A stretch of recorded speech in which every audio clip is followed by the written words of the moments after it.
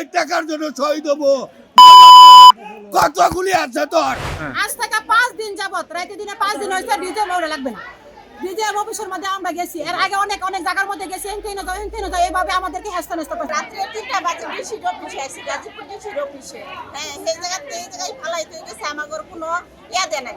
আমাদের বেতন আছে এই জায়গাতেই দিতে হবে। বসে গেছি 4 দিন আগে আমরা ডিজে অফিসে, ওই জায়গায় 3 দিন থাকার পরে তারা বলছে সকালে বিকালে এই ব্যবস্থা সেই ব্যবস্থাটা করবে। কালকে রাত্রে বেলা বলতে সন্ধ্যার সময় ইফতার রাখতে বলতেছে তোমাদেরকে ইফতার খাওয়াবো, ডিনার করাবো, সেহরি খাওয়াবো, মহিলাদেরকে ভিতরে থাকার মতো জায়গা করে দিব। এটা বলে কিছু লোক ওখান থেকে যারা দূরে কাছাকাছি বাসা আছে, আত্মীয় আছে, ওর কাছে গেছে না। এর ভিতরে কি করছে, তারা 12টা বাজে একজন সেনাবাহিনী গেছে, আরেকজন পুলিশ গেছে। যাওয়ার পরে তারা বলতেছে বলে এই জায়গা খালি করা লাগবো, এটা পরিষ্কার করে দেওয়া লাগবো, তোমরা এনতে যাও গা। ঘুমানে আসতে আমার লাইট নি, বাইরে নি, গুতা নি, আমরা 3 মাসের বেতন পাই, বোনাস পাই। আজকে 5 দিন যাবত বাড়ি থেকে বাড়াইছি, আমার 2টা সন্তান, সামনে একটা